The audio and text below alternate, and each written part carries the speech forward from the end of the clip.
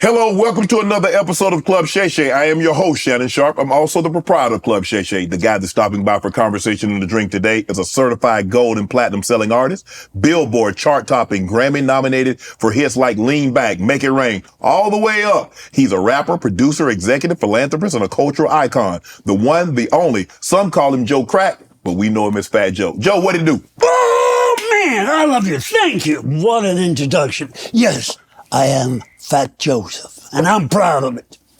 No, you're not. Yeah, I'm proud, and I'm Don Cartagena himself, too, if you want it. Where is Joe? Well, oh, you mean Fat Joe? He's off playing Call of Duty Black Ops 6. So I'm his rapper replacement. You know what I'm saying? Rapper replacement. Just lean back. Come on, Shannon, lean back. You look a little tensed. I don't dance. I just pull up my pants and do the rock away. You gotta lean back, Shannon. CJ, is this some kind of joke? Where is Joe? Shannon, if you can't lean back, maybe we could throw one back. Well, I ain't gonna pass up an opportunity to have a drink, though. Okay. Just you and me? Yeah. What is this? Petroleum. Yeah. I'm burning up, man! What's a terror squad? People think it's terror. Like terror? No, it's terror. It's Mother Earth. Easy, peasy. You know what I'm saying? Well, since you're here, you're Fat Joe. Yeah. Who's your favorite rapper you work with? Ice Cube. I adore Ice Cube in any way or shape or form, even in white wine. When you were writing Lean Back, how did you come up with that? I just leaned back like this. It just came, you know. Just came. What about What's Love? Take my hand. Just feel. That's what love is all about. Interesting. Yeah. I'm not sure that's it, but okay. I just want to become friends with you. That's why I'm here. That's not possible. Fat Joe. You're not Fat Joe, though. I am Fat Joe. Yeah, that concludes this interview. Where you going now, man? I started liking this. I think let's get the real Fat Joe here interviewing me.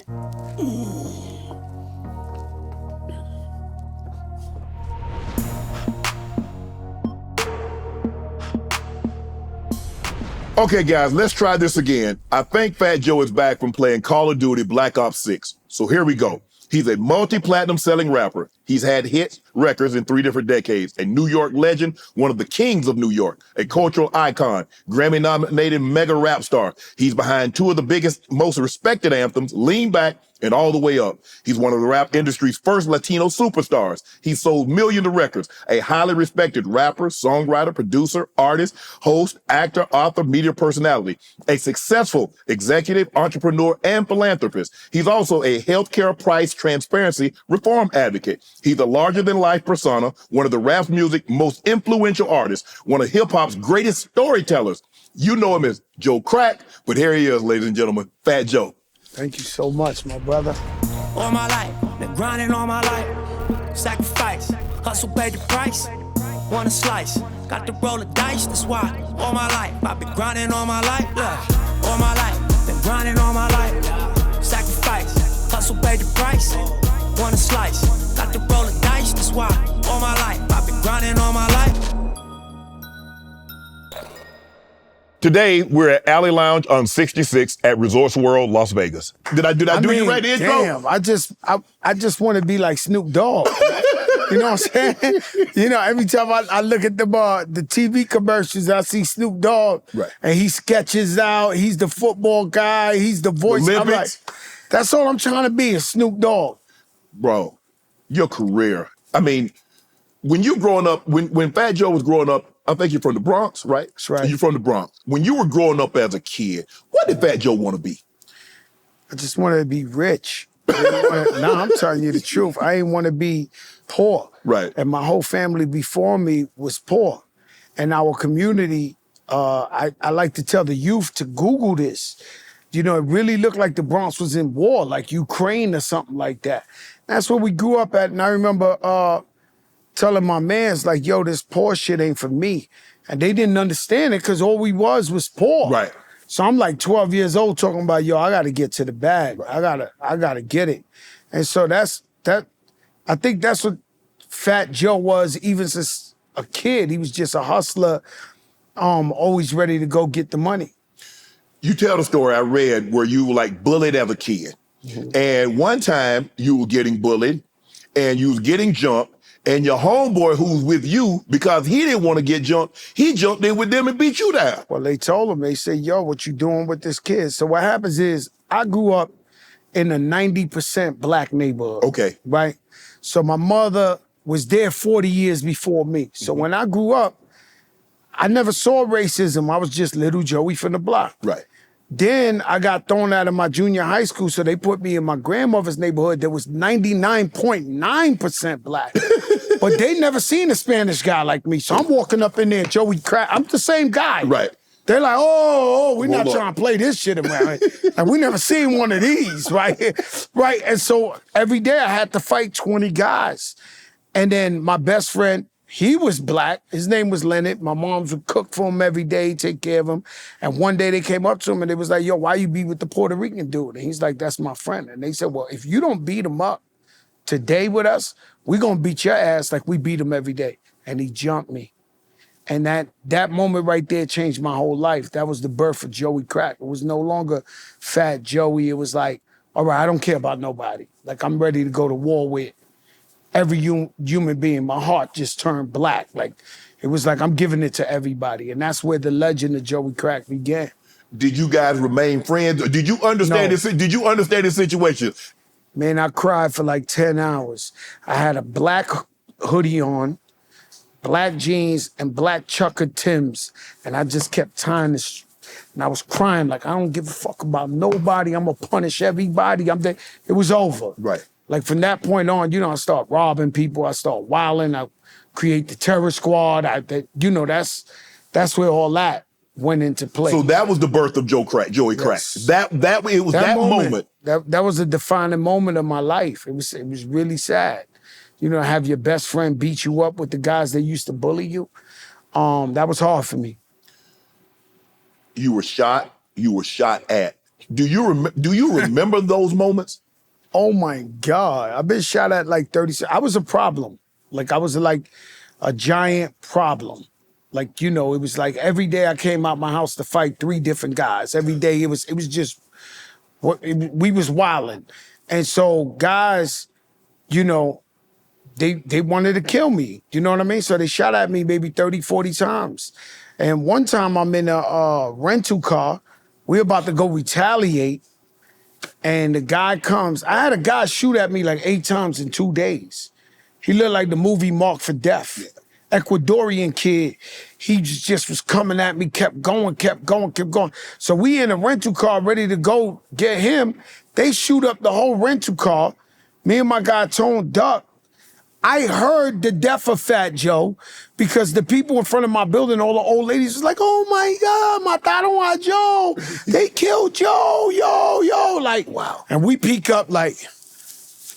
Just broken glass. So that's why God is so real, Shannon, because so many times in my life, one time I robbed these Dominican dudes and they came back the next day. I was walking with a girl with no gun. They jumped out, 9 of them with guns, all kind of sizes. So they jump on me, they're ready to kill me. I deserve it. I just stuck them up yesterday, right? Then my brother, Opie, who was the biggest guy in the neighborhood, happened to stop in the motorcycle and they respected him. He was like, yo, that's my brother. They was like, yo, this guy. So Opie was like, yo, give him a pass.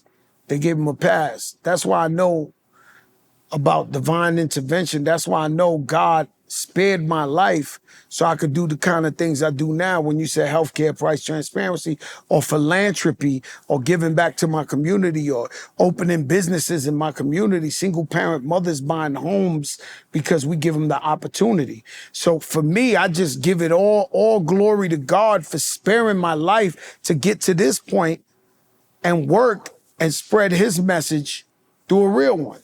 But That didn't stop you. Even though your boy intervened and said, hey, give him a pass, give him grace. That wasn't enough to stop you in that moment because, Joe, you say you got shot at 37, 40 times. You like that, they say a cat has 9 lives. You like that orange cat. He the bully on the block and can't nothing get rid of it. Now you can't. And we were really, really strong too.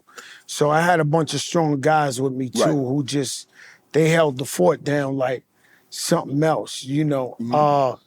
Yeah, you know, hip hop music saved my life pretty much. Diamond D, Digging in the Crates crew, they came out from my neighborhood and Lord Finesse showed me it was possible. But Diamond said, Joe, they're gonna kill you out here. And to this day, he's one of my best friends. So he was like, put your stuff through music, man. Let me take you to the studio. I know you got money. Let me pay for the studio. He paid for the studio. Wow. And had me record like 2, 3 songs. And he was like, change your life, please. They're gonna kill you. And his moms used to talk to me too. So she'd be like, Joey, they're gonna kill you out here. Like, chill. And then once I got a record deal, I went to the Apollo Theater. I won 4 weeks in a row.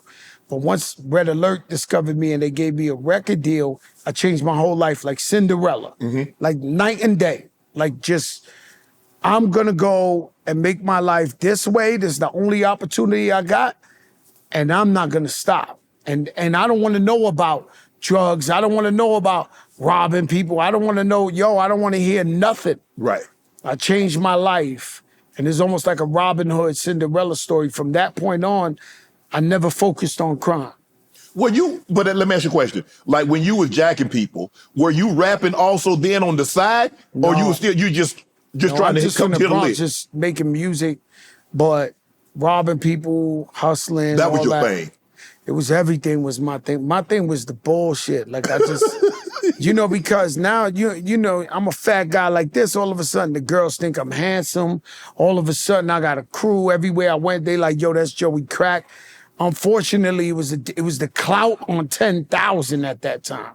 So it was like going viral before viral. Right. Like everybody knew who I was wherever I was at, Harlem, the Bronx.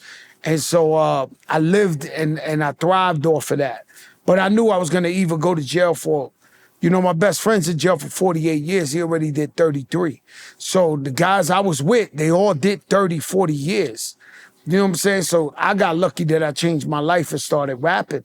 And so hip hop saved my life in many ways. But you didn't ever think, did you ever go to bed and think, man, damn, man, tomorrow I might get run down on, man. God dang, I had the cops on me.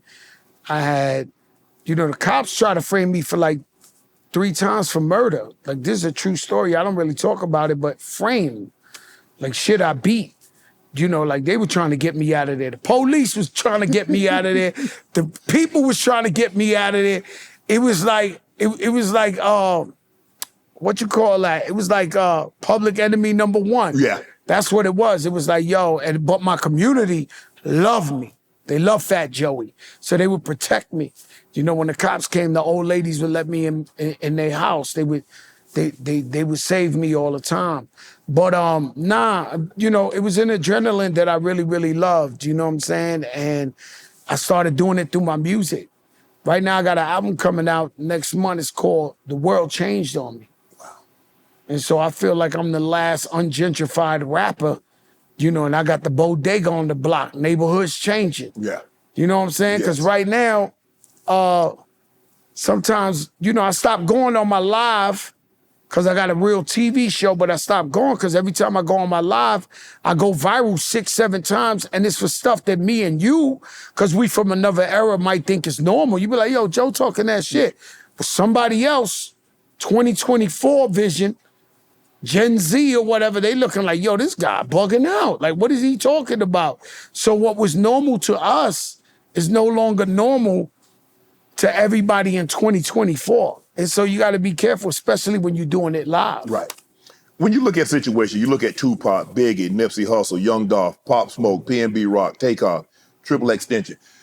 I mean, you were living that life. Mm-hmm. You were very fortunate enough to get out of it, turn yourself around. Mm-hmm. When you see things that happened 20, 30 years ago with Tupac and Biggie, and you see it still happening today, how do we transition and get past that? That's a bigger issue, man. It's what we call that, the systemic racism We come from slavery. That word's not lightly, slavery. And so I love white people and I don't judge nobody and I'm not racist, but you got to understand that we come from slavery. The man was so wicked that when they freed us 100 years ago, they created a system that still fuck us in 2024. Do you think how diabolical you got to be create laws 100-something years ago when you slaves that affects us right now in 2024? And so, unfortunately, Latinos, blacks, poor people, even white poor people, have this crabs in the barrel mentality. And everybody want to be like, I'm the one. Not knowing that you greater with a team of people winning.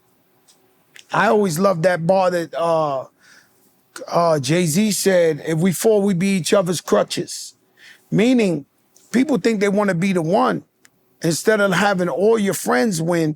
And when we need something or somebody, they can actually help us. If you the only guy winning, nobody can help you if you go through something. Right.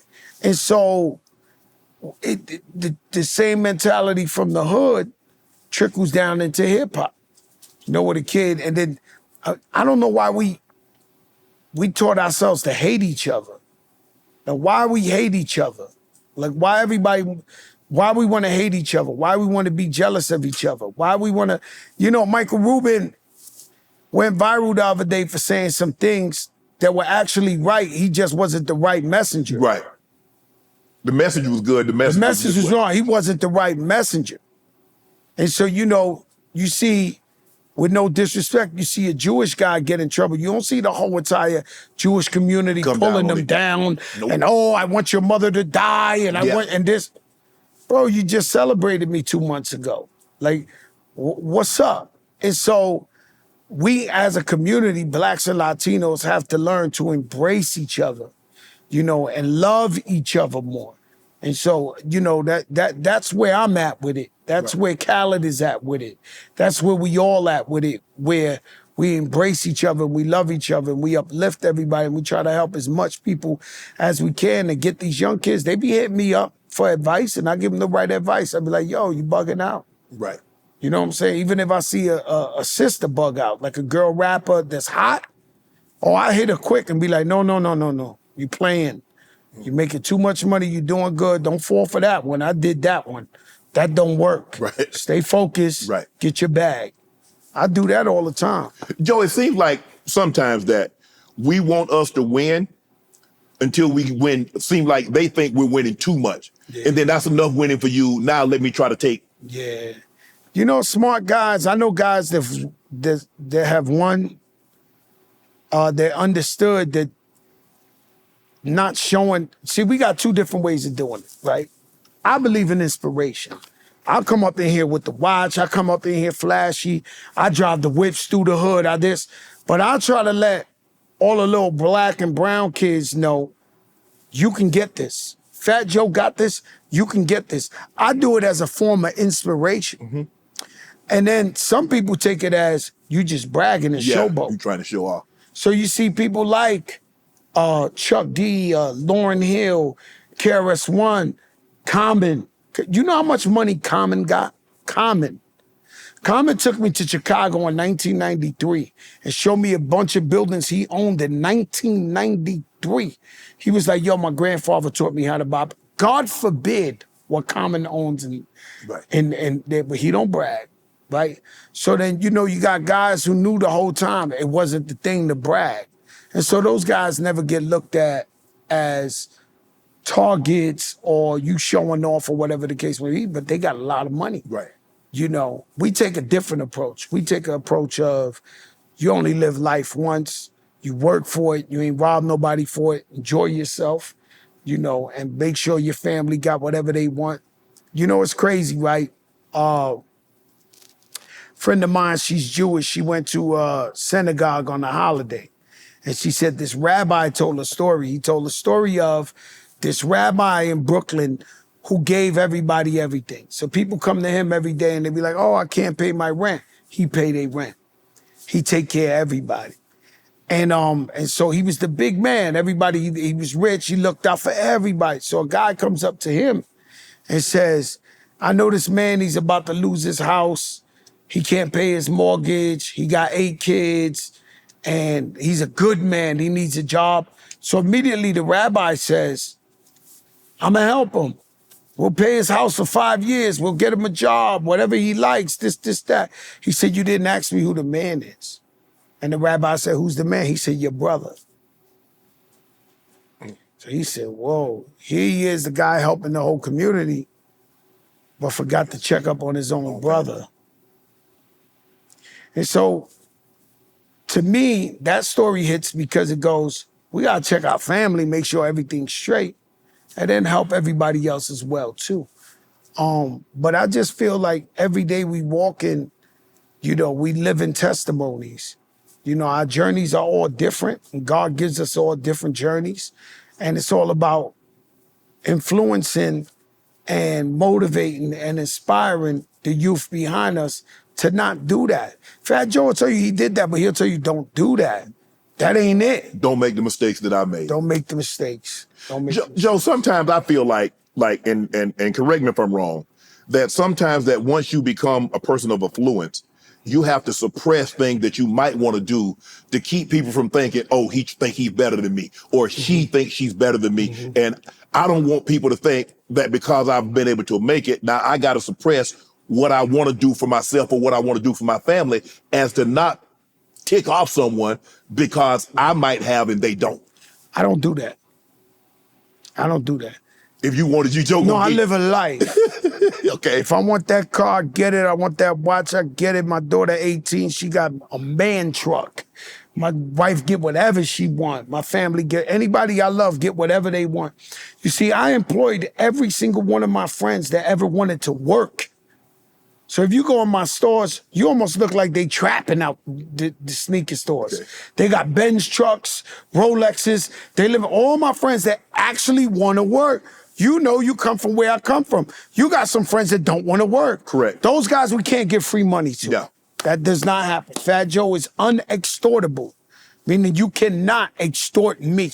I'd rather die before you extort me. But if you're a friend that wants to work, all my friends are working, but they work. They know they got to run the store. This guy got to run the management. This guy got to run the management. So I'm a living testimony to, yeah, we could help our friends. We could help our community, but you got to want to work for it. If you're going to come over there and not work, we can't do it. But me, I'm the opposite. I know that I work hard for everything I got. I live every day like it's my last. Every night we sit down. The whole crew, we eat steak and lobster. The security eats steak and lobster. Everybody eat. Right. The people that work for me in my house, take care of my mother, take care of me, they eat steak and lobster. That's us. We gonna go out like that. You know what I mean? Right. And if I pass, whatever I leave my family, they should be good. But while I'm here, while I bust my ass for this, oh no, I'm gonna enjoy it. Joe gonna live it up. Oh, to the highest level. Joe, let's talk about the beef that happened this past summer. Mm-hmm. Drake he's the crescendo. And then it seems like people that, and I think he thought that was cool with him, all of a sudden came for it. Did you know that they felt like that about Drake? And why did so many people seem like he was Thanos and everybody was trying to get him? Well, I don't want nobody to kill me after this, not literally, but be upset with me. But Drake's a beautiful guy. He's always been nice to me. He's always been nice to everybody. I'm from the old school. So I'm from the don't bite the hand that feeds you. Mm-hmm. I'm for the loyalty. So I could understand whatever. I don't know the dynamics of the beef between Kendrick and Drake. Okay. I don't know what that beef popped out with that. It might just be good old hip hop. Mm-hmm. I'm better than you, you better than me. You got to come out to the yard. Prove it. In jail, everybody's a gangster till somebody says, Shannon, come to the yard. Mm-hmm. Get your knife, let's go to the yard. So Kendrick Lamar told him, let's go to the yard. Bring your mic. They came out, bring your mic. Let's go. Now, everybody yells. I don't know the story, but I was really shocked how everybody went against him. This is the first time I actually even talk about it. Like I was confused because I thought everybody was family. I thought everybody was cool. Everybody, I never did a song with Drake. I never got $1 from him. I never benefited from him, but he's a great person. Right. And just because I got a friend who got a bunch of money, who was the biggest rapper in the world, don't mean he got to make records with me. Correct. It don't mean I could just love him because I love him. And so in the hip hop sense, it was a great battle. But to answer your thing, if I was Drake, I'd be very confused on how they all collapsed on me. Because a lot of people, like you said, ate off the plate that Drake set. And for you, okay, I get it, people are going at him. And it's easy it's easy to pile on once someone else has got you down. Man. And it seems like Kendrick was doing his thing. It was a nice record. It was played. They played it like. Oh no, L.A. forget it. Not played. Played. If you go to L.A. right now, they playing that thing every 2 seconds. That at Power least 5 106 times. is that Kendrick Lamar station. Yeah. 5 times an hour. Yes. Or every 30 minutes. Yes. Oh no, it's crazy out there. It's crazy, But hip hop battles have always happened since the beginning of time. We encourage it if there's no violence involved. You got to come out to the yard. That's why I didn't understand what J. Cole ain't come out to the yard. He ain't come out to the yard. So I don't know. I think J. Cole's one of the best. Yeah. You understand? And maybe he saw this thing where this thing was headed at. He's like, I don't even care. But you got to, huh? You got to come to the yard. The man summons you. You got to come, Joe. You got to come to the yard. Got to come. You gotta come to the yard. And I love J. Cole and I love his music, but he gotta come to the yard. Like this is hip hop. That's how it started. Right. From day one. Busy B, Kumo D, LL Cool J, Ice-T, Kumo D. Like this thing ain't new. KRS-One, MC Shan, Roxanne Shante. This is what it is. You gotta come to the yard. So what are your thoughts about Kendrick submitting the song for the Grammys? And it's nominated like, 4 or 5 times? Song of the year, record of the year. It's safe to say he got one. When I heard that, and then bam, bam, bam, mustard on the beat, bam, bam, I said, oh, he got one. He got one. Yeah. Even if it wasn't even a rap battle. It had nothing to do with a rap battle. And he said, they not like us. It would have been a super smash. No matter what. Of course, the energy made it. He zeroed in but on the energy, everything. America love a big fight. Yeah. That's why we watch football every Sunday. That's why we watch the boxing matches. Yes. That's why we love that shit. You know what I'm saying? And then we love a guy that's good that we want to see him lose. I got the Kobe's on. I used to die for Kobe to lose. Like, I'd be like, yo, I hate Kobe. He wins all the time. Till he passed away. I cried like a baby and said, damn, bro, we need Kobe. You know what I'm saying? Right. So that's what America's built on. America's built on a big fight, the talk, the diss. That's never gonna change. 30 years from now, will we look back on Not Like Us like No Vaseline, Hit 'Em Up, the going between Nas, 1 billion%. 1 billion%. Ether? We're gonna look. Some people say bigger. Some people say it's bigger because you got Drake. Yeah. This man put out hits. How many years, Rich? 15 years. We had never heard in our life Drake not on the radio with a hit. He looked like a god. And then he goes to war with this other little fella who going hard. And then the homeboy pulls out a, go shorty, it's your birthday, we gon' party. That's what They Not Like Us is. Right. They Not Like Us is like a lean back. It's an anthem. You can find me in the club. Yeah, that's going forever. I think one time you said Drake is like Ja Rule, and I guess Kendrick is like 50. I never said that. Okay. Put it into words how you framed it. I never said that. Okay, so if we're looking at this battle, Ja Rule 50, Drake. I just think Drake. Because Drake is so big. No. I just think Drake. He might have lost the battle. You know what I'm saying? But Right. I think he lives on to make more hits. He still does his stadiums. I still think he's the biggest rap star in the world. Like, I think he's the biggest rap star in the world. By losing this, does any luster, any shine come off his luster? Yeah, but we're soon to see.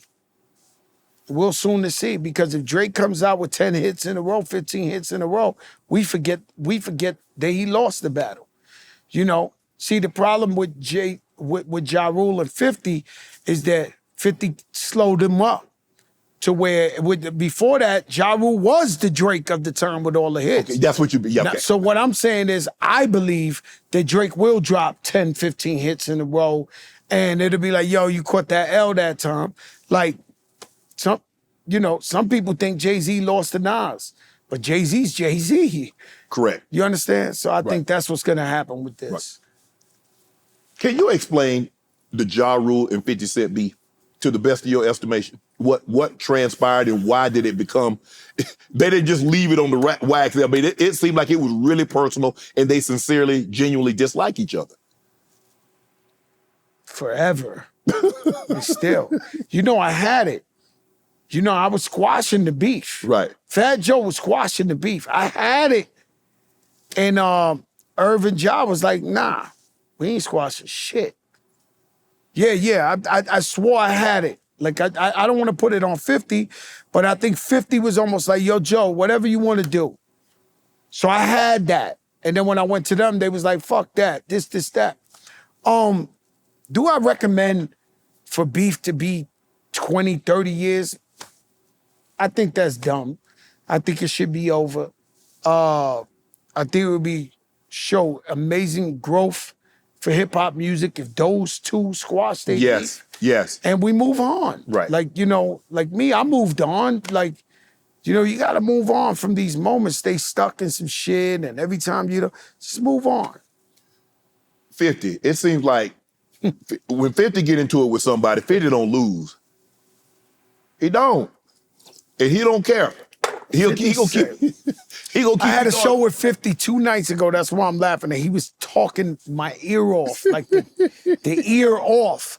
And this guy, he's so smart. And you in the club and he talking smart shit to you, and you're like, yo, Fifth, like, yo, we in the club. He's like, yo, because Evan Ershner, this, that, I'm like, yo, Fifth, like, I'm proud of him because he come from the hood. He come from a tough background. Think of all the people he fed with all his power and Ghost and his team. See, that's how I look at hip hop. When I see Young Thug, I want him out of jail. I want him to employ the 100 people. I want him to take care of his family. I want to make sure his kids go to private school. That's how I look at all artists, as they get to feed so many people. Fat Joe, you see right here, I feed about 100 people.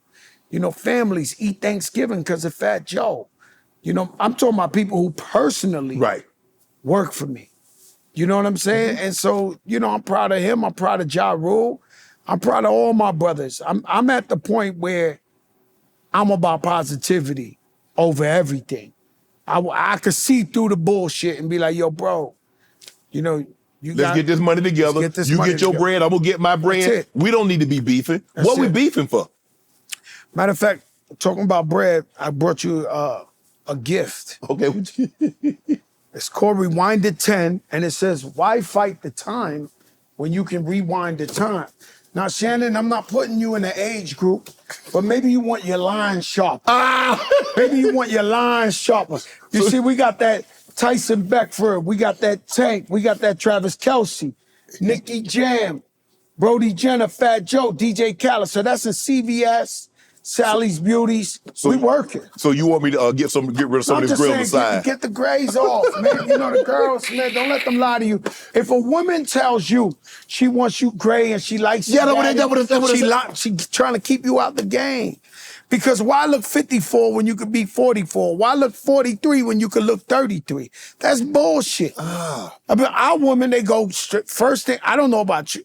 My daughter's 18. Right. Every week she gets 10 facials. I don't know how they find time for this shit. Right? They take care of themselves. Or find the money for it. All that's been, oh no, she got it. You got it. No, they got it. They got it. Yo, Shannon, they got it, man. They got it. And it's like, but they take care of themselves. Right. I don't see no gray hair on my wife or none of her friends. Why we can't take care of ourselves? Just rewind it. Is it true that you lost a $20+ million endorsement deal with Brand Jordan because of your beef with 50? Yeah. I don't know if it was 20 million, but we had to, I was designing it with Michael Jordan himself.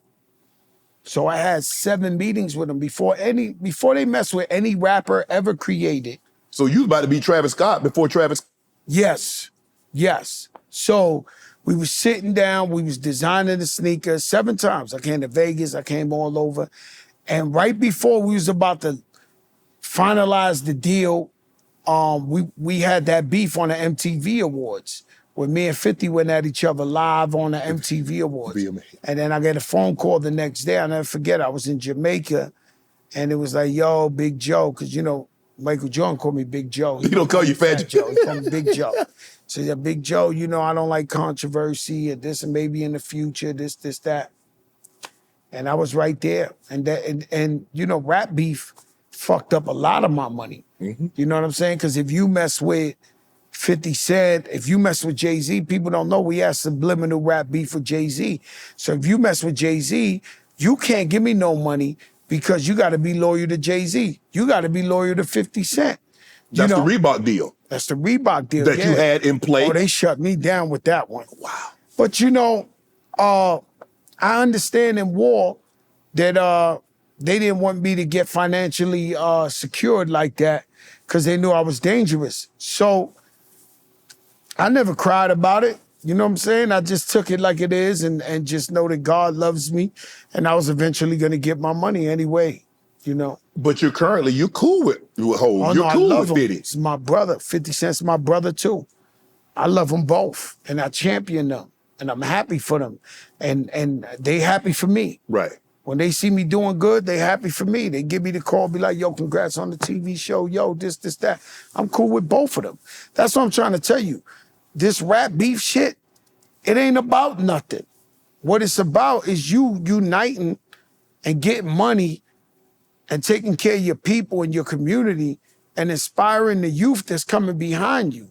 You know what I'm saying? Mm-hmm. That ain't, you know, rap beef ain't never make me $1.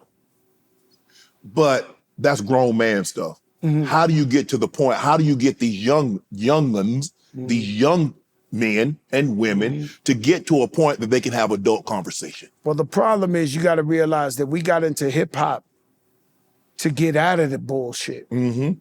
Don't bring it with you. You know, so we got out of, we how many times we said, yo, we want to get out the hood. We wanted this. Now you got it. Now you living in a nice house. You're taking care of your moms, your crew. You know, stay focused on making your music, being creative, being the best artist you can be, and stay away from all that other shit. Because that ain't about nothing. And the biggest rule you got to think about is when you an artist, when you got your crew or your entourage or your gang or whoever, those other guys don't look at the world like you. And so you looking at it, you be like, yo, I could be the next Yo Gotti. I could be the next Master P. I could be the next this. If your crew ain't thinking the same thing, they'll fuck your whole shit up. Because they don't care. Right. Because this is Johnny 2 times. Who's Johnny 2 times? Well, he killed the same guy 2 times. You think he give a fuck about what you thinking about business or what's your next creative sound or what movie you want to do? He don't care. Right. His job is to kill somebody 2 times. He'll fuck the whole shit up for everybody. So you got to watch who you got and then let your crew know, yo, we going this way. You know, my brother's here with me now, Pistol Pete. Pistol Pete, a jail legend. Pistol Pete, one of the guys like Pistol Pete ain't in the street. They just ain't. But I had to tame them. Yo, bro, we living good. Ain't you in Vegas and suites? Right. Ain't you like, chill. Don't mess this up And now. over the years, well, he's way past that. He's a grown-ass man, but I had to work with him and my crew. See, because if you're a real leader, your people shouldn't be going to jail. Your guys can easily be manipulated by you to do some shit and go to jail for 20 years. A true leader don't send him to jail. He keeps his crew with him. He keeps them right. So, you sell them your pistol. When I win, you win. I don't want you in jail, brother. I don't want to go visit you in jail. You my brother. And now he goes to Rikers Island and all places, mentoring the youth, talking to them how to change their life when they get out. And he has a podcast too called Dog in the Yard. But that's what I'm talking about. That's the true transformation. You got to watch the guys in your crew because the feds are. They watching your crew. The hip hop police, oh, they watching your crew. They're not even watching you. They watching your crew. Now, who's that? Who's that? Who's that? Who's that? Who's that? Now, let's see what they doing. And then that all trickles back to you and jams you up. Like they did Bobby Shmurda. Bobby Shmurda wasn't a bad guy. He was a good kid. He got jammed up. He was keeping it real with his crew from the hood and bringing them to the studio and somehow got caught up in some shit and went to jail for 7, 8 years. That kid had such a promising career, they took it from him. You signed with Rock Nation. What made you sign? Because you could have signed with anybody. What made you sign with Rock Nation? There's a woman named Desiree Perez, right? So she called me into the office. I had already made peace with Jay-Z. Right. He was already on the All the Way Up remix. And she sat me down. And so this is OG Juan's wife. She sat me down and said, yo, I think you should be a Rock Nation artist and we should manage you, And to them,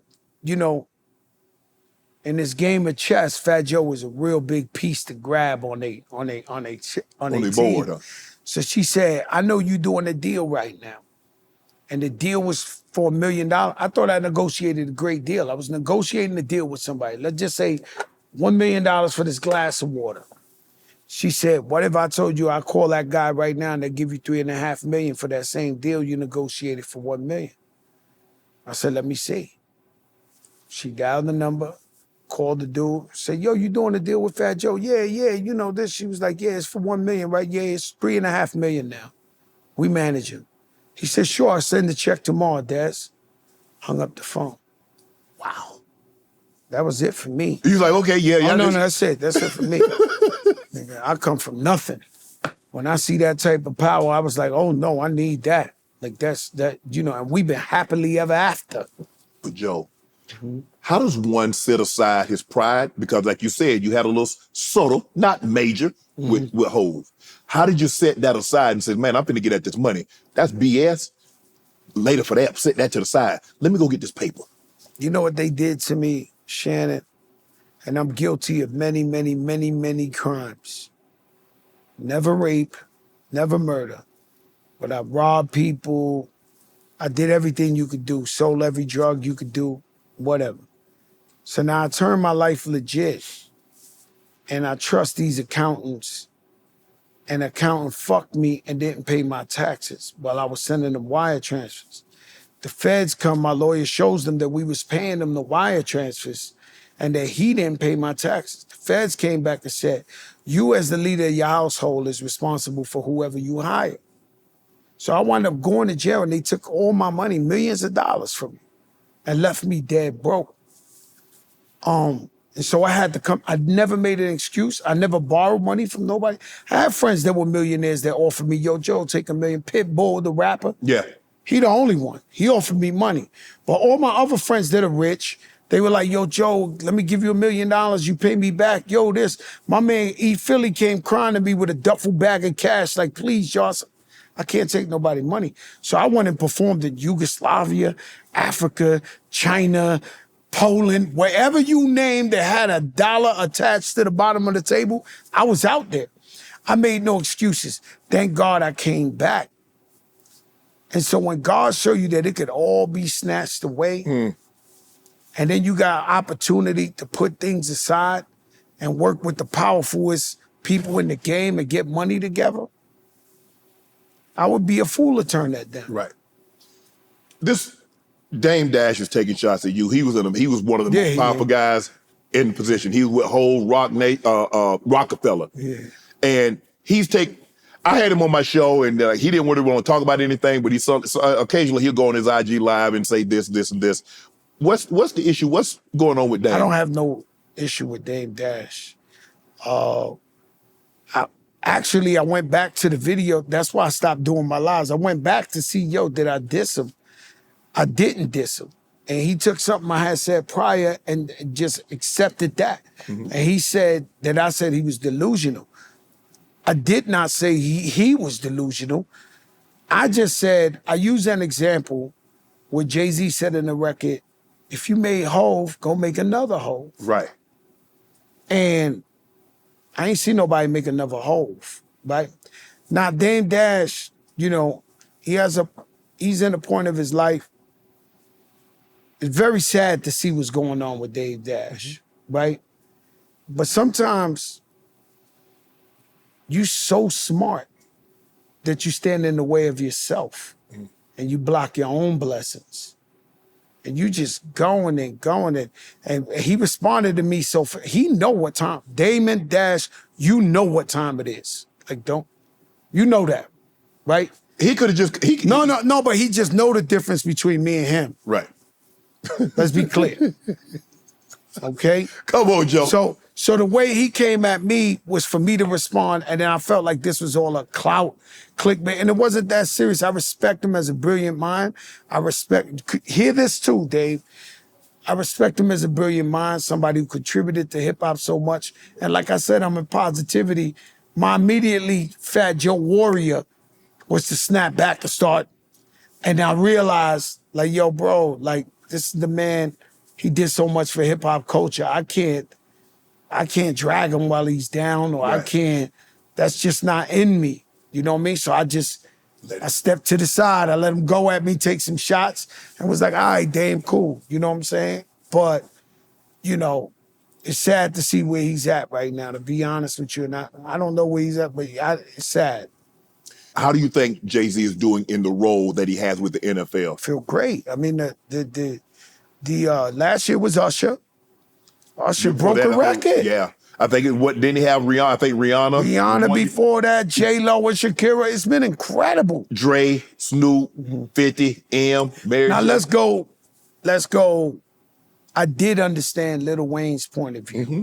Okay. I did understand Cash Money's point of view. It's New Orleans. It's a small market. Those are the kings of New Orleans. Either way, I love Kendrick performing, and Kendrick is the hottest guy in 2024. So I understood that, but I did usually when people do some shit, I'm really like, yo, my man, come on, please. Right. This was legit. This was legit that Lil Wayne could have performed and held down the halftime. He could have brought Drake. He could have brought Nicki Minaj. He could have brought the Hot Boys. Yeah. I mean, it was legit. It was legit. It was like, I understand I don't want to take none from Kendrick Lamar because he earned it. You know what I'm saying? But at the same time, I wouldn't have minded a Cash Money halftime. Is it a situation because we saw what happened at the LA Super Bowl where they had Dre, they had Snoop? Because prior to that, we had never seen a situation where a hometown act got to perform. Because when it was in Atlanta, they had Maroon 5. And last I checked, Maroon 5 ain't from the 8. Yeah. They bypassed Usher, they bypassed Outkast and T.I. and Luda and whomever, Future, all those. Well, who did that? That was before Jay-Z. That was before who? Yeah, absolutely. You're absolutely right. But I'm saying, so I think that we thought that once Jay-Z got in there and they saw Dr. Dre and they saw Snoop at LA, they just automatically assume now if the Super Bowl's in somebody's hometown, they gonna get it. And it doesn't work like that. Does not. It does not. It's a lot of politics that get involved. Just like you. You from LA, right? You live in LA. Yeah. Every 1 second is Kendrick Lamar on that radio. Yeah.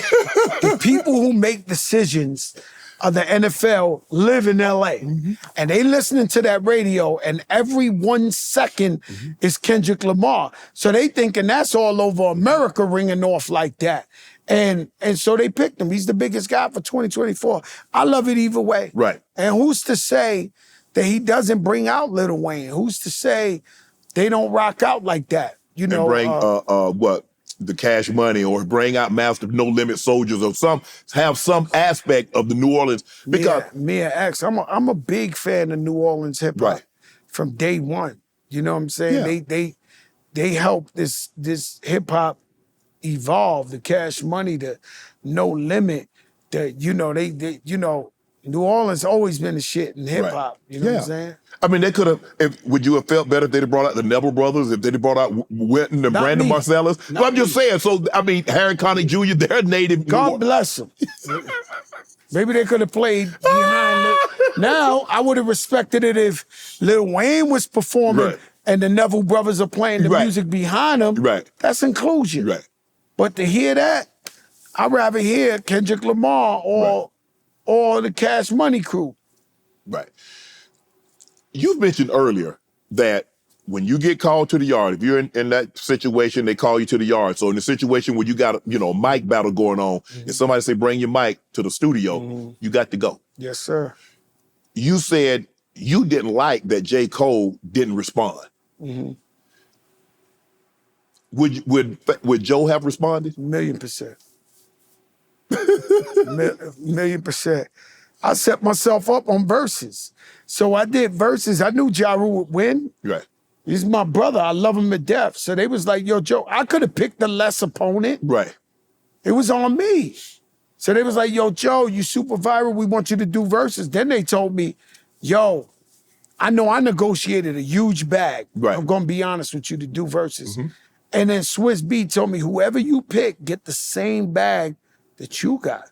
Wow. So I got on the phone, called Ja Rule so fast, because that's my brother. I love Ja Rule to death. And I was like, yo, Ja. He was like, nah, I don't want to go against you, Joe. I said, no, it ain't like, bro, you're going to get the bag. Yeah. Right? And Ja Rule, he got 40 number ones. Like, I knew that boy was going to go crazy at that. But it didn't matter to me. You know, he's my brother. I wanted him to get the bag. Real, I wanted Joe. him to get the shine. Joe, that's real. That's real Not a talk. whole lot of people would have done that because a lot of times I want to be in a situation, I want to shine, I want to win. And you, hold on, I would rather win than have somebody get equal bag. Yeah, but nah, that's not me. You're a real one for that, though. Yeah, I'm not like that. For me, I wanted to see my brother come back. Right.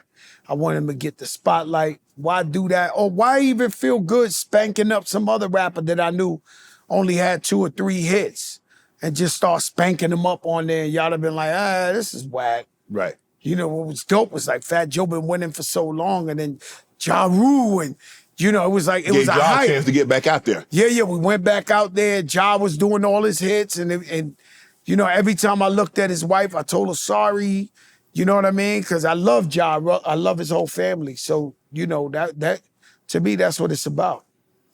Ross got involved in the beef, in the beef also, and I was surprised because I'm like, damn, Ross, y'all Young Money. I mean, you Drake, y'all. I'm like, I never even talked to Ross about that. So Really? I can't respond. Yeah. You know what I'm saying? You know, I love Ross. I don't know. One day he gonna have to tell us what that was about. I sat down with Khaled about 7 months ago, maybe even last year. And Khaled is so positive. Khaled ain't gonna say nothing about nobody. He's like, bro, there's so much food for everybody to eat. Ain't no sense in us fighting over morsels because it's so plentiful. Where did you and Khaled get that mindset from? That you like, you know what? I ain't gotta talk bad about nobody. Let's talk about what we can do together. Well, you know, Khaled's like an angel to me. You know what I'm saying? He's my angel. And he protects me because he talked me off the cliff my whole life. I could have been in jail 1,000 years. I could have been fucked up. Khaled was always the last, Joe, hear me out before you go do that. We talk to you, let me this. So he's like my angel. He been protecting me forever. Right. Before he was as successful as he is. But he's absolutely correct. You gotta understand that, man, we ain't got no time. We got time for family. We got time for love and respect. We ain't got no time to be fighting with people and doing all that. That ain't about the money. It ain't about positivity. And God has chosen us to deliver that message of believing and being faithful at all times. And so you got to understand, me and Khaled, we children of God. And we telling everybody out there, you might have tried to rob people, you might have tried shooting people, you might have tried to this. Try God. Because that's the real key. I'm here telling you. Can you hear me? Can you feel me? In real time, try God. With God, you can't lose. And if you're faithful and you show them that you believe that no matter what hard times, somebody gets sick in your family, divorce, this, whatever you name it, you stay loyal to God, he gonna bless you like you never saw before. I had a friend, he had a beautiful wife. They called me one day and they said, yo, can you come over to talk to him? Because his wife left him. She cheated on him, she left him, and he gonna kill himself. And so I went over there and I talked to him. I gave him the talk, like, yo, bro, you are who you are. It's cool, let her go. You the man. I did whatever I could, right? I seen him like a year later and I was like, yo, man, how you been? And he was like, yo, I got a fiance, beautiful Dominican chick. She's actually a pastor. She don't want to go out, Joe. She stays home with me. She loves life, this. And I looked at him, I said, yo, bro, that's God. Mm-hmm. You know what I'm saying? You went and got you a better chick, positive, don't want to be in the club. She's actually a pastor of a church. I'm like, yo, bro, like, there's always better for you and greater for you when you trust in God. Mm-hmm. Because you and Khaled is so close, did sometimes your beef interfere with his potential collabs with someone? I wouldn't say collabs, but he got caught up in the beefs. So the Tony Yayo? The first time that's one. The first time, because I had mad beef. Okay. So the first time I ever flew, I was afraid to fly. I wouldn't fly for $1 million.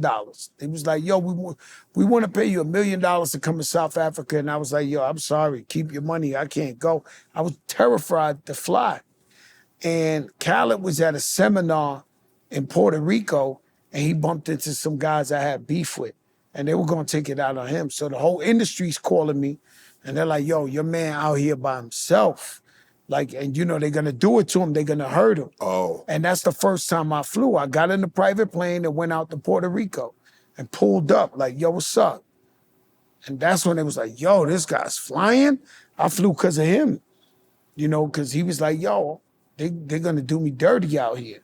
And so I went over there and I flew over there. So it's like, he got caught up in a lot of my shit, you know what I mean? And what's crazy is he's always been positive. He's always been the same person. And then Fat Joe just been on some shit and he just always get caught up in it and be like, he tell him, I had a couple of friends that, Pitbull, one day, you know what I'm saying, seen one of my enemies and they was like, yo, what's up? And he was like, yo, I can't say what's up, man. You got beef with the Dawn. Yo, all these nice guys kept catching beef over me because they was loyal to me. Nori, all of them. Yeah. Like, you loyal to Joe and Joe got beef with everybody. You go in the wrong club, the guy he got beef with got 30 guys there.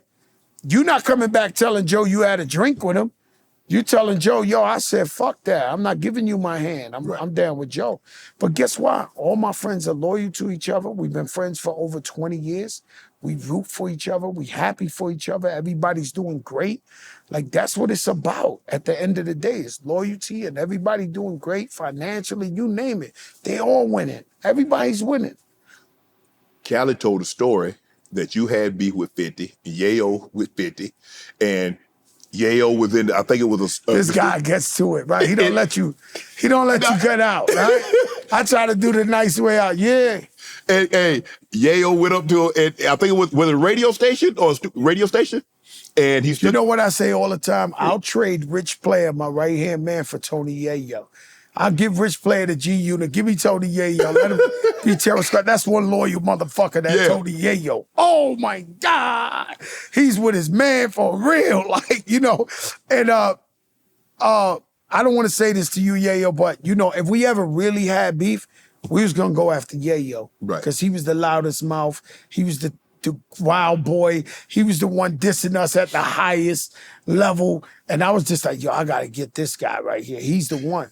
And so, Khaled was like, yo, I can't say what's up to you. Like, Yeah, Khaled, I'm with Joe. I can't do it. Khaled said, I can't do it. He can't do it. I'm with Joe. With all the positivity and all that. Yes. And then something really, it got real in there. Yeah. No, like really real. We leave it at that, but it got real. Like it like life or death, real. You gonna have to make another flight. You take another trip. Nah, but my mans was there. they, you know, it got real, like really, really real. Maybe Yayo will tell the whole story, but it got really real. Right. You see guys like Scott Storch have all this money. I mean, he was as big as far as, I mean, I think for a period of time, he was like on the level of Dre. I mean, who? Dre. Scott Storch. Dr. Dre? Yeah. Even bigger at one time. Yeah. And how you go through the bag like that? We use a lot of drugs. Oh, okay. Right? And he admits it. This ain't me talking behind his back. Drugs fucked him up. You know what's crazy is, in this hip hop game, Fat Joe really is the Don. What I mean to tell you is, people don't disrespect me and do crazy shit in front of me. Mm-hmm. So whenever I went to hang out with Scott Storch, because he's my brother, they wouldn't use no drugs, they wouldn't sniff no cocaine, they wouldn't do nothing. Scott Storch told me that the second I would walk out that door, a kilo of cocaine to come running through the door in the air like it was raining coke. He said, yo, I would never use drugs in front of you. He fucked up 90 million. And he also was very generous with women. So I remember one time I walked in a strip club in Houston, and this red bone chick came up to me. She was like, your brother. She had a rock so fucking big, this shit looked like this cup right here, stripping. And I said, what's your man? Your brother gave me this. I was like, man, I was about to rob this girl, right? I'm sitting there, I said, shit, this guy right here. And to women, he was just awfully generous. Mm-hmm. So he was buying girls Rolls Royces, Bentley. I watched him one time buy a $2 million car. He used to have this briefcase. When Scott Storch was at his prime of prime, he used to have a briefcase. And he would have money in there, jewelry, weed. And one day somebody came and he was making a beat. He really makes his beats. He's so talented, right? So man comes, he signs the check for $2 million. This shit really happened in my face. And he gives it to him. He didn't even look at him. He was like, all right, man, this, that. And then the dude told us, like, yo, I've never seen a guy write a $2 million check and didn't even look at you. And I was like, boom. And then when we went outside, it was like for a Bugatti. The first Bugatti, or one of them Ferraris that you never seen in your life. Man, they ain't even look at the man, signed $2 million, gave it to him, came outside, the joint was there. You talking about that level, but you gotta understand, right? I don't use drugs. Right. I never use drugs because I might like it. I might like it. And so what I mean is Scott Storch, he had two of the most famous women in the world at the same time. They was gonna menage him. One threw the cocaine on the girl and was like, yo, you wanna get the thing going? I mean, the most famous girls on earth. And he sniffed that cocaine off her shit. And he said the second he sniffed that, it was never the same. He was just like, oh my God, like this is the greatest shit in the world. And he wound up fucking his whole life up with that. And sometimes when you get high, a friend of yours might have more tolerance. We call those like functioning addicts. Yeah. They could get high on Friday and Saturday, but Monday through Friday they working. Yeah. But you might take it the wrong way, sell all your shit and be fucked up. So, you know, drugs is just so powerful. It destroyed my brother that I look up to, my idol, my brother Angel. He had the whole world in his hands. He was so smart, my idol. And when I seen that he couldn't beat it, and we put him in a million rehabs and all that, I knew that we up against a deadly thing. And these kids now, they taking this fentanyl. Fentanyl, you could touch it and die. Yeah. You don't even got to get high. So you could, me and you could touch fentanyl by mistake. We could think it's some sugar or Splendor and die. That's how powerful that shit is. Yeah. And so, you know, I would advise everybody, if you're gonna do something, smoke a little weed, drink your little liquor, but don't go there. Yeah. That's the point of no return, huh? Don't go there, man, because you might like it. I tell people all the time, you might like the shit. Joe, is there a best and a worst thing about having money? Or is it all positive? Nah, it's got to be bad. You know what I mean? See, money make people think they tough. So you got some straight suckers that get money and all of a sudden they think they tough. And they acted, you see these movies, what the fuck? Carlito's way, Kleinsfeld, the lawyer. Fucking Kleinsfeld thought he was tough.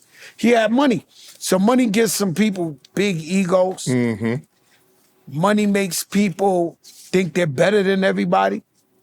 Money makes people think they got God-like tendencies, that they are God on the earth. And money could also do so much good. When you take care of people in the community, when you raising money to take care of the less fortunate, when you giving back to the schools, you give back to the people, you know, and also live the life that you deserve to live.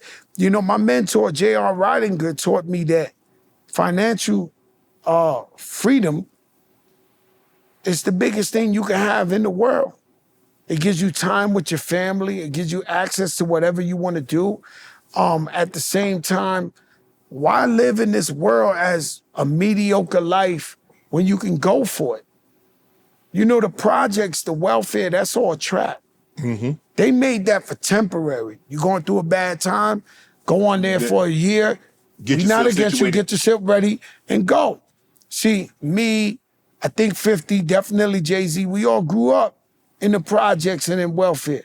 So the thing your grandmother used to think, I only pay $100 rent. I don't want to move. But hey, guess what? Now you can't even have a husband in the house because the projects say you can't have a husband. So that destroys the family, right? Then you're so brilliant. Think of Jay-Z. We look at this guy like billionaire, you know, this guy, if he would have played the projects and the welfare shit, we would have never knew how great he was. Correct. So they eliminate you as competition in the project and welfare system. So you got to get yourself up out of that shit so you could go and get whatever's destined for you. You got the name Fat Joe because obviously you probably was a chubby kid. Big. You ain't really fat no more, Joe. Thank God. You know what I'm saying? Because I'm trying to live, man. It's a cold world. And so I'm trying to live. I taught myself how to eat better. I used to exercise more than I do now, you know, because I was like 480 pounds. What? 480, bro. Big boy. And Big Pun was 600. Joe, but I can see if you. Well, I look smaller because I'm next to Big Pun. Yeah, but I'm saying though, Joe, if you were 6'4", You know, 6'5", the Big Mac looks smaller next to the double Single. Whopper. You know what I'm saying? The Big Mac looks smaller next to the double Whopper. But Joe, I can see if you like 6'5", 6'6", 6'7", but 480 on somebody your frame, Joe. Shannon, let me tell you something. We used to go to the all-you-can-eat. Like, we almost went to jail at an all-you-can-eat. We ate too much at an all-you-can-eat. I swear to God. This is a fact.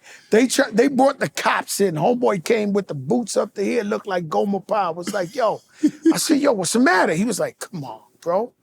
You ate all the crab, all the shit. Like, you gotta stop.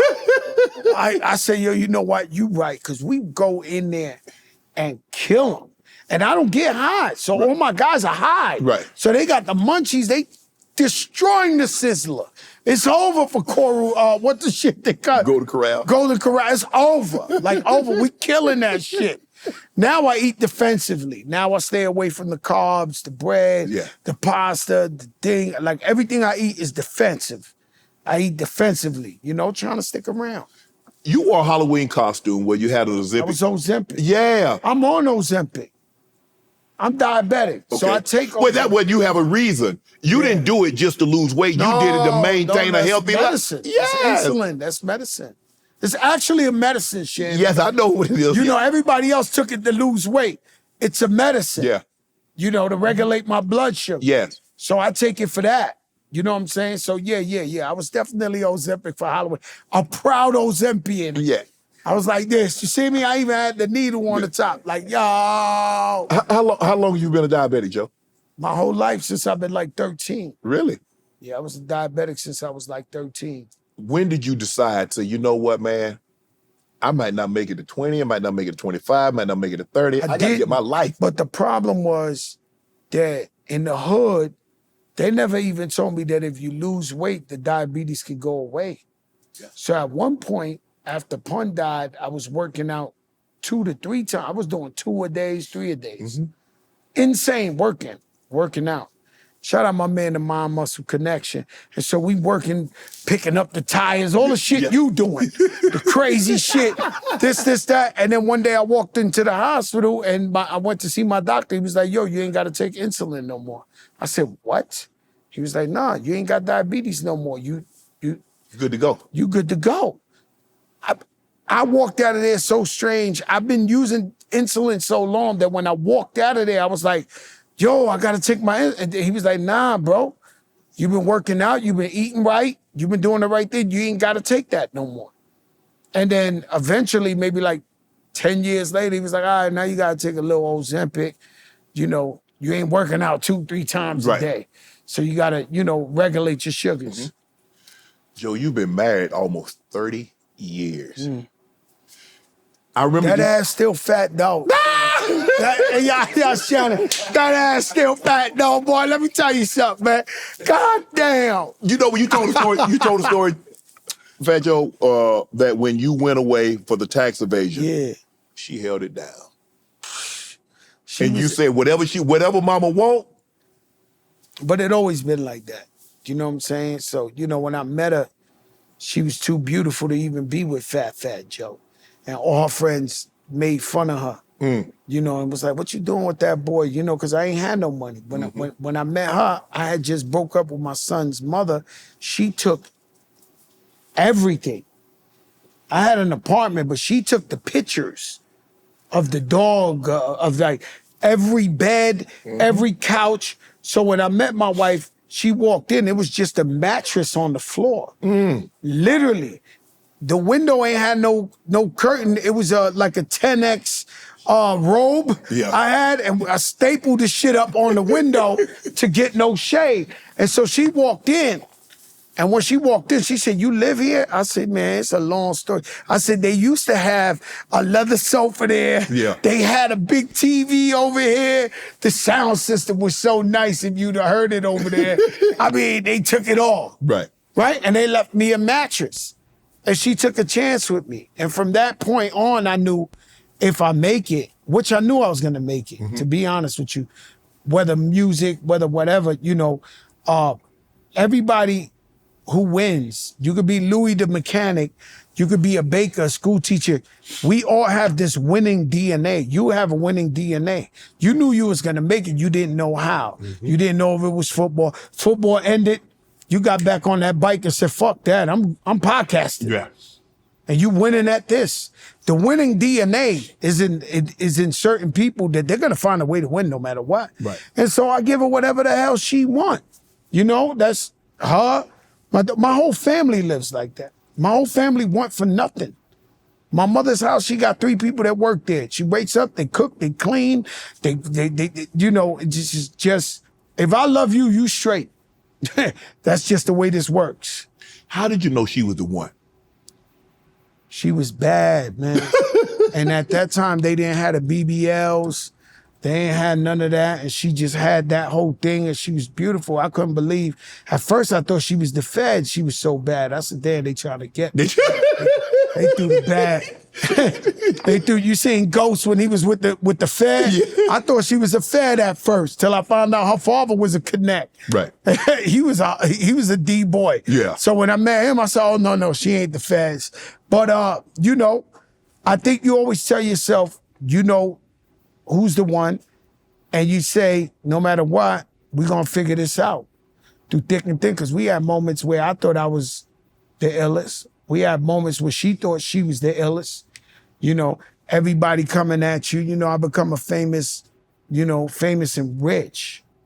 And so women that beyond your wildest dreams is throwing themselves at you. And they telling you, yo, get rid of her.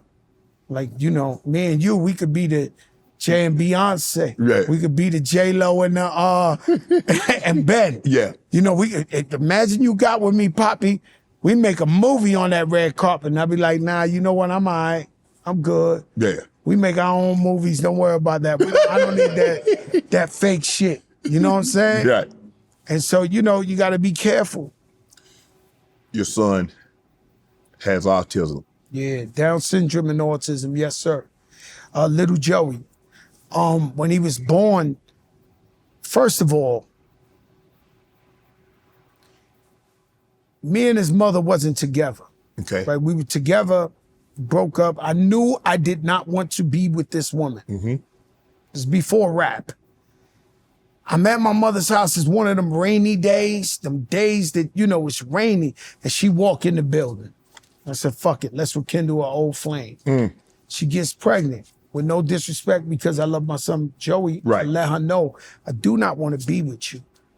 Maybe we should have this abortion because I don't want to. And she was like, oh, this is my baby, I got to have it. This, you know, it's really up to the woman. So she pretty much forces me to have this baby. I'm only like 19. And when he's born, the doctor tells us, hey, I got bad news to tell you. He show us his hands. His feet. He said he got Down syndrome. He's going to be a big challenge. I'm there with my mother, my father, and his mother. And his mother was like, yo, I can't do this. I'm going to have to give him up for adoption. And my mother was like, you crazy, bitch? Like, you ain't giving up my fucking, like, and so we raised him. And he's had his challenges, but you see, my son, I don't know if all kids that are autistic or on the spectrum, this guy's happy. I swear to God. He's always happy. He's never sad. He's like, if you're stuck in a place, he's stuck in happiness. And he's never slept 1 minute of his life without somebody sitting there just looking at him.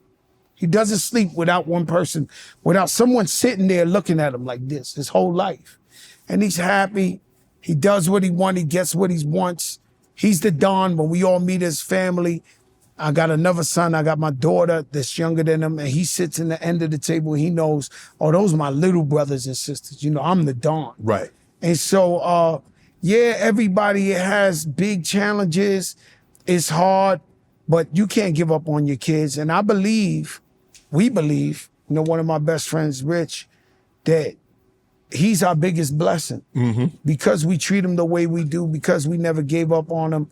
This is why we get blessed. And so I really wholeheartedly believe that.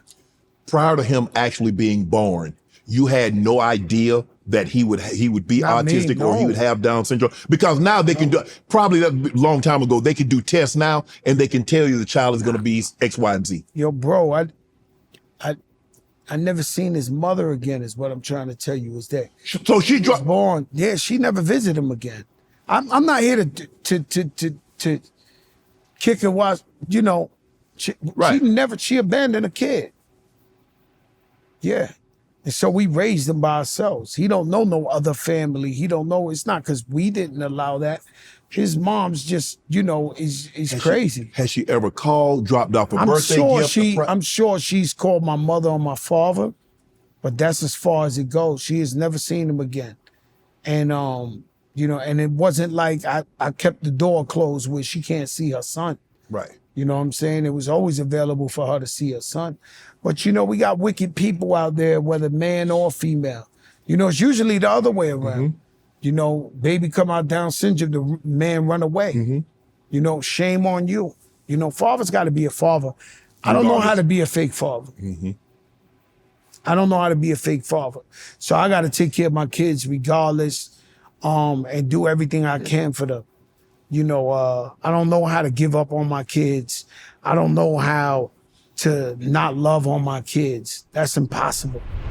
The blockbuster event of the year is coming next week, October 25th. Call of Duty Black Ops 6, a spy action thriller that takes us back to the early 90s in a cinematic campaign, best class multiplayer, and the return of the round-based zombies. Black Ops 6 campaign combines a mind-bending story combined with dynamic moment-to-moment gameplay filled with blockbuster set pieces and action-packed moments. With the best-in-class multiplayer experience, you will get to test your skills across an incredible 16 new maps at launch. Round-based zombies also make an epic return. Fan-favorite modes where players team up to take down hordes of undead and 2 brand new maps at launch.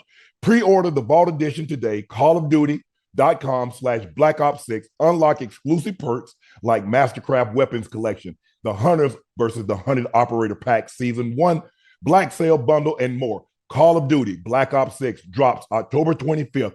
Pre-order yours now. It's a biological weapon. And they put this in Saddam's hands too? What do you want us to do about it? Protect us.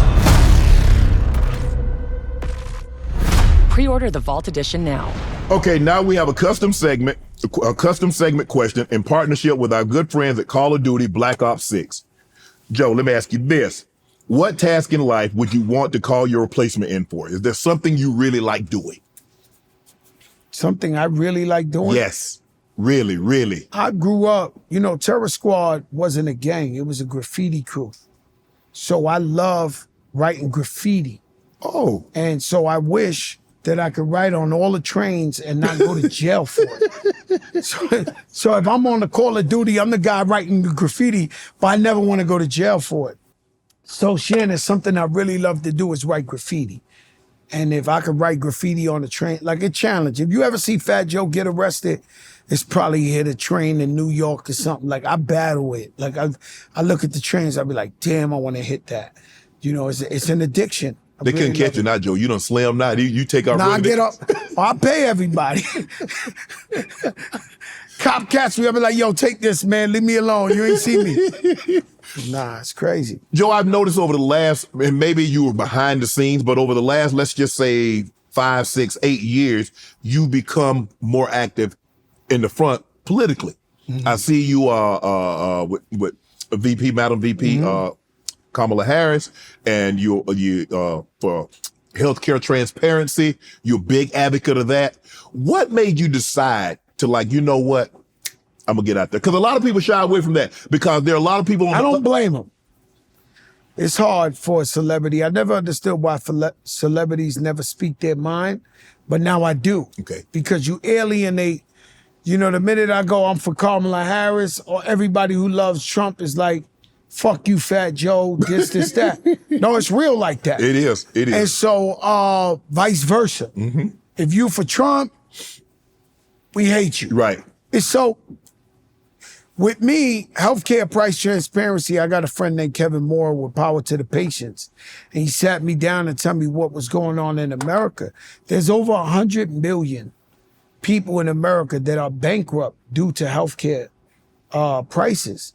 And so it's the only thing. You see, this bottle, if I went to the liquor store, it would be $90. This glass of water would be $2, $3. You go to the hospital, it's the only place on earth they don't give you a bill. They just don't give you. Have you ever went to the hospital and you knew the bill? No. They send it to you. They send it to you. So guess what? You that day did a procedure that 5 other people did, and the price was different for all 5 people. Mm-hmm. Somebody paid $16,000. Somebody paid $12,000. Somebody paid 10. Somebody paid 2. Same doctors, same facility, same surgeon. They charge you whatever the hell they want. And so we just say, show us the prices. What will the prices do? Well, it will enable you to know where you could go to get it cheaper. Mm-hmm. Am I going to Beth Israel, or am I going to General Hospital, or I'm going wherever the MRI is $1,200 instead of $12,000. Correct.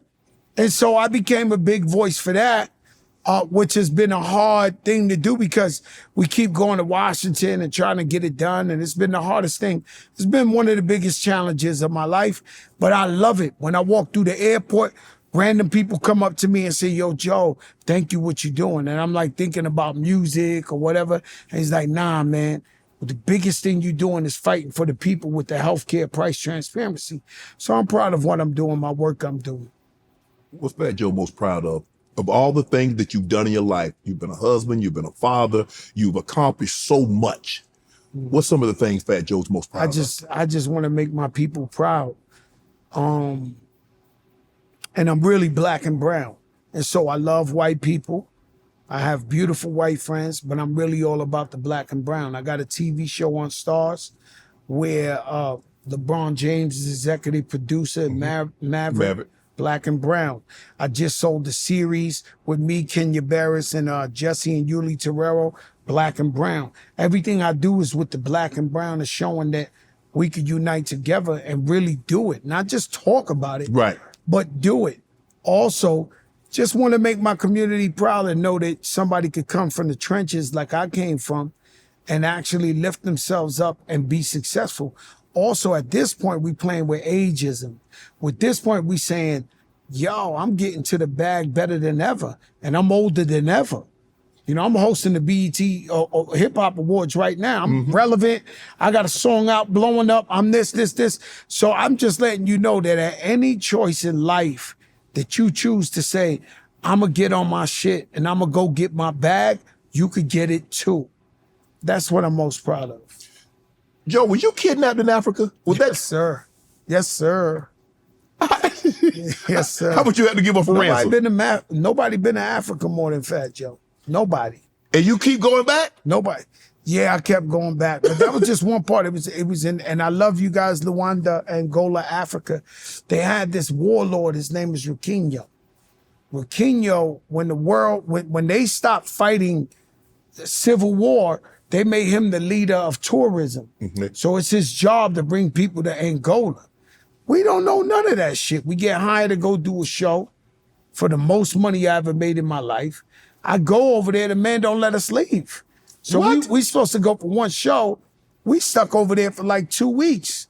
And this guy is so scary, they won't look him in his eyes. When they serve him, they go like this. The people there know who the hell he is. So a week later, the embassy or the CIA or whoever you call is sitting down because you eat, and they got one good hotel, right? And so you eat like buffet style. Right. So they come over and they the feds. You look and they look different. They this and this and that. So they come over and give me a card. And they're like, yo, you all right? And I said, yeah, I'm all right. Why? They was like, you know who you with, right? They said, this guy just kidnapped DMX too. This guy kidnapped people. You were a scary guy. I said, I'm figuring it out. He said, you call this number at any time. We'll come pick you up at the parking garage and go out. And I'm like, I'm too tough about it. So I ain't want to let him know, yo, I'm ready to go now. I'm really fucking kidnapped now. Like, this guy's playing with me. Like, you know what I'm saying? And I'm tough. Shannon, I'm not scared of no man. I'm not scared of no man. I'm scared of God. Right. I just don't know how to be scared of a man. You're going to kill me, kill me. You're going to beat me up. So I had that. Busta Rhymes was in there. Yo. It's like, yo, this guy's talking to me like this. I'm like, yo, Bust, this guy, this guy different. kill people out here. We over here, man. We can't just chill, take it easy, Bust. Because Bust is one of them, like, Bust is a nice guy, but he bug out. You know what I mean? So I'm talking him off the cliff, like, yo, Bust, like, chill, like, we could disappear and this motherfucker never make it back. So he let you go? We eventually, he let us go. Like, that's real talk. Like, we eventually, like 2 weeks later, he let us go and we finally went home. And I made more money than I ever made in my life, but it was real stressful. Right. Really, really stressful. Has Atlanta replaced New York hip hop capital? We got y'all, Joe. It's a big, We got y'all, Joe. I ain't gonna say nothing. I've always been a supporter of Atlanta. 20 years ago, I moved down to Miami and set up shop, and I always debate whether it should have been Atlanta because I love the ATL. And all their contributions. Rest in peace, Rico Wade, from Goody Mob up to Outkast, up to the T.I.s, the Jeezys. Atlanta been running hip hop for the last 10 years. So man, that's hard for me to say is they the capital. But they've been running it for the last 10 years. I'll give you that one. I read that you was about to get in a fight with Roy Jones Jr. Oh yeah, you knew that story, right? Yeah. Nah, what happened? I put him on a song where I say even Roy Jones was forced to lean back. That's right after he got knocked out. And, Antonio Tarver, huh? Yeah. And so he came to New York City. And we was having Ja Rule's release party. It was thousands. I had 150 guys with me, Shannon. Like, I'm gonna be honest with you. And I come off stage and then and when I open the thing, he's standing there. But nobody see him. And he's there with like 8 guys. And he got the one guy, Chopper Style, Chopper Style. So Chopper Style is telling him, knock him out, champ. Knock him out, champ. Like, you know, he's his Flavor Flav. He the hype man. He the hype man like a motherfucker. So the minute I see his Roy Jones, I grab his wrist. You know, and I'm up on him. I actually got my feet on his feet. You know, I know how to fight, but he was gonna knock me out. He's a champ. Yeah. But I know how to fight. So I grab his wrist so he don't boom, bing real quick. Yeah. And then my weight is on his feet. And so I'm like on him like this. And he's like, yo, what's up with that song? This, that. He got the devil in his eyes. He came there for one and one reason only. He was gonna knock Fat Joe out in New York. Right? That wouldn't end well for him. No, it wouldn't. No, it wouldn't. Right? But I got to get out of this situation. So I'm like, yo, champ, let me that's just music, champ. Right. Champ, I'm trying to sweet talk him. Chopper Styles like, give it to him, champ. Knock him out. Put him out the game. Right. I'm like looking at him like, oh my God, like this guy. And then I eventually started feeling, I just told you right now, I'm scared of no man. Mm-hmm. I started feeling like a sucker in a way because I'm holding his hands. I'm begging him not to knock me out, right? And then I let go. And I had to tell him, I said, yo, champ, you see those guys? It's 150 guys, Shannon. I said, you're the champ. You're going to knock me out. But these guys, they're not going to fight you, champ. They're going to do you dirty. Yeah. They're gonna lay you He down. looked at them, he said, they with you? I said, yeah, they with me. And then he just disappeared. He was like, it's just music? I said, yes, it's just music, champ. And he disappeared. And when he disappeared, they all ran up. Yo, that was Roy Jones? I was like, nah, he's good. Nah. What's up? I was like, nah. Woo, at that moment I was praying for Roy Jones, yeah. I was like, Jesus Christ, I hope these guys, you know, and the next day we got on the phone, it was me, him, and Jay Prince. And Jay Prince told him like, yo, you bugging out. Like you went to New York. And then he was like, and then we squashed it. I seen him like a week later, it was Super Bowl, Jacksonville. Mm-hmm. And we drank together, we hung out, you know what I'm saying? We had a great time. I love Roy Jones. But I gotta respect him. He's the last American who came to knock me out on this earth. You know what I'm saying? He came to knock me out, for sure. And then Mike Tyson, you and Mike Tyson was gonna beat up somebody. Well, that's an iller story.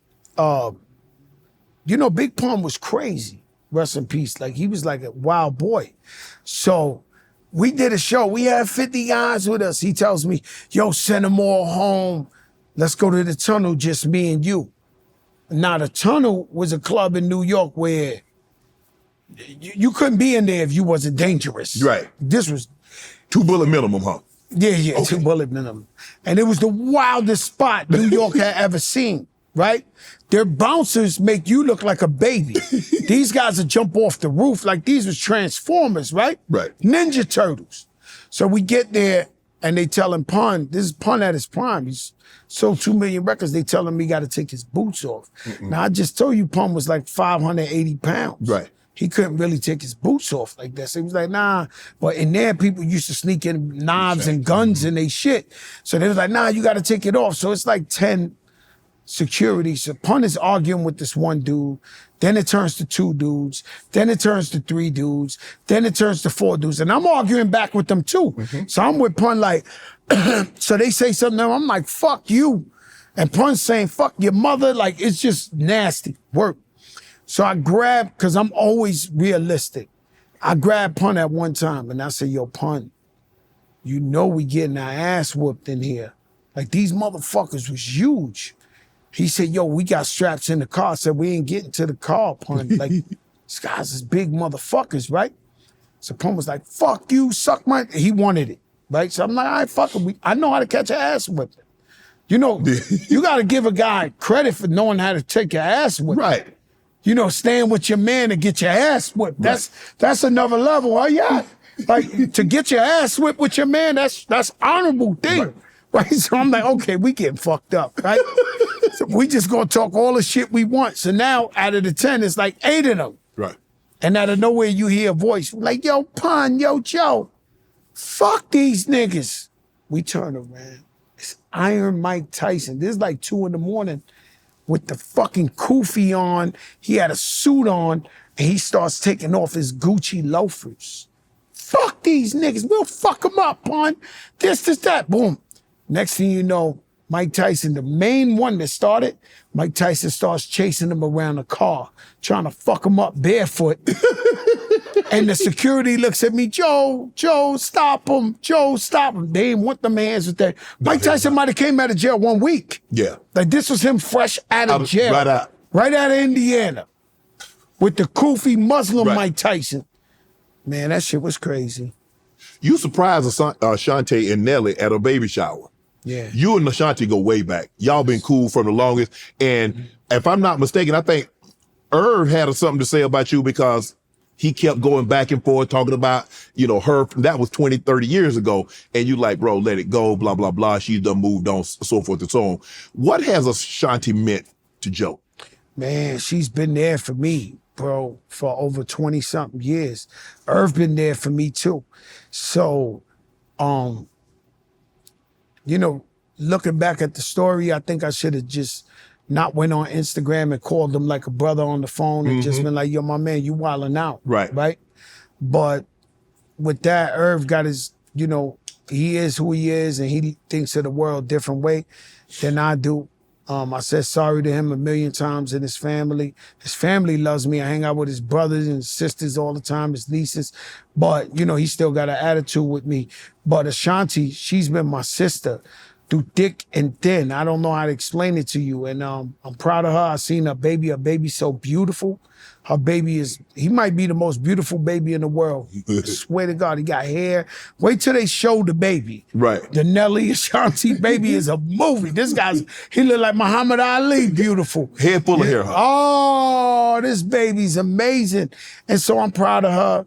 Her family, she's always been a sister. Same with Remy. That's my sister. I got them both to the day I die. You know what I'm saying? And that's just that. I love them both as my sisters, and I'm going to hold them down to the day I die. J-Lo. Same there. J-Lo holds me down. Right. You know what I'm saying? So J-Lo's a boss. Yeah. Like J-Lo's on, she's on another level. Right. And that's my sister too. I love J-Lo to death, and I'm just proud of everything she's done. I'm going to get you out of here on this one. The females seem to have gotten into the rap beef. I can't explain it. Maybe you can because you come from that environment, you in that culture, and you see it. But when you see, I'm like, what are y'all beefing for? We went through a time of hip hop recently in the last 2-3 years where the women, you asked me if Atlanta run hip hop, the women run hip hop. Okay. And they all and they got so tough so think of one of the greatest records in the world was doing it well, yeah. LL, right? Yeah. And he's like, do you like it soft and wet? How he right. Talking to the women, she talking back. They start making new love songs with the female rappers when she like, put your gun on the motherfucking holster, bitch, you fuck me like God. And I'm like, yo, what the fuck is going? I'm like, is this a love song? Am I lying or not? You fuck me, you pistol with me while you hitting, nigga, I'll kill you. I'm like, yo, what the fuck is going on with the women? Right. And, but, I'm one guy that I'm for the women's rights. I'm for the women to do whatever they want to do, how they want to make the music. If it's lyrics, same thing as guys, a good rap battle is a good rap battle. If it doesn't become physical, because everybody got brothers, everybody got husbands or boyfriends that think they tough. This business of hip hop, you don't need a PhD or a master. You need a fucking paperwork that says you did 10 years in jail and now you're hired. You did a bid, huh? You got a bunch of crazy dudes with everybody in this motherfucker, and if they influence you, they could fuck your whole shit up. So once again, I think the biggest part of this whole interview with me and you is if you're an artist and you out there and you changing your life, check your crew and make sure they don't bring you down, because it's not going to be you. You trying to become the biggest artist in the game. You trying to become the next 50 Cent, Jay-Z. You trying to this. If your crew don't share the same vision and they ready to throw it all the way and say, yo, fuck that, we the realest in this and this, that ain't what you got in the game for. I read M wanted you to sign it. Yeah. Yeah, Eminem, he gave me his demo like 6 times. What? Yeah, I fucked up big time. Yeah, you. Biggest mistake in hip hop history, Fat Joe, not signing Eminem. Of course, you know, now I look up to him. You know what I'm saying? So that was a big mistake. I could have signed Pitbull. I could have signed Ross. I could have signed.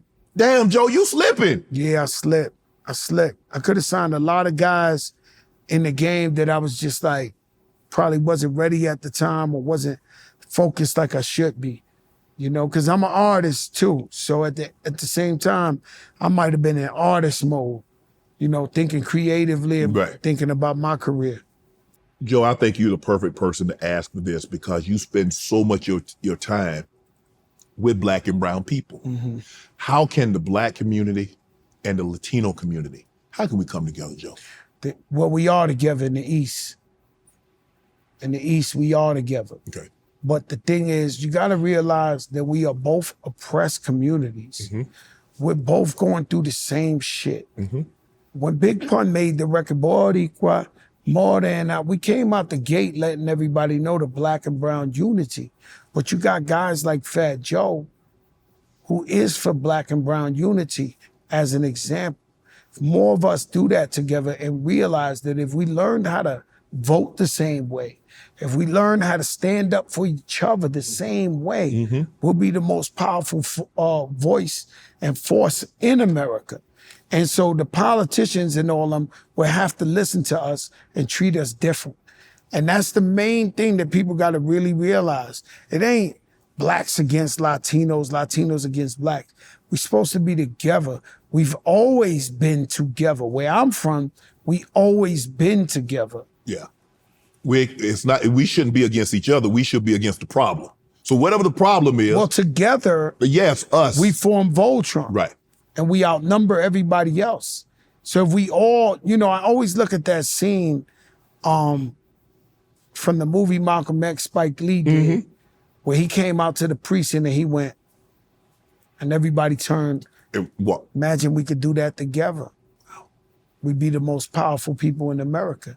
Make sure you guys check out Fat Joe's Talk, with exclusively produced by LeBron James and Maverick Carter, and it's on Stars right now. Also, you have a new album dropping. The world changed on me. Right. Now, I'm a talk show host myself. I got to ask you one question. Sure. How has the world changed on you? I think you know, Joe.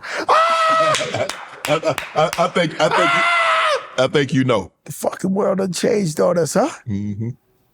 And so the only way to be is be normal as possible and fly under the radar normal. And so the album's amazing. Got a bunch of my friends on there, executive produced by Cool and Dre and myself. And it's just a vibe. Right now, it ain't about making money off the music. I have a single out there called Paradise with Anita. She's the biggest out there from Brazil, and DJ Khaled produced it. But the album's gonna be incredible. It's just for guys like you that love hip hop that you're gonna throw it on while you work out and you're gonna be like, man, this shit is mean. TV show, the talk show is all positivity, no negativity. We got everybody from LL Cool J to T.I., Lotto, to whoever, the biggest, the giants, the greats. And we're just talking about positivity, your struggles, everything you've been through. And just, once again, we want to inspire the young Black and brown youth and everybody else who watches the show and who cares about the culture, how to uplift themselves and hear something they got to hear. Fat Joe, ladies and gentlemen. Yeah, that was dope, man. Appreciate you, bro. Thank you, Alley Lounge on 66 at Resorts World Las Vegas, for allowing Club Shay Shay to film our very special segment here today.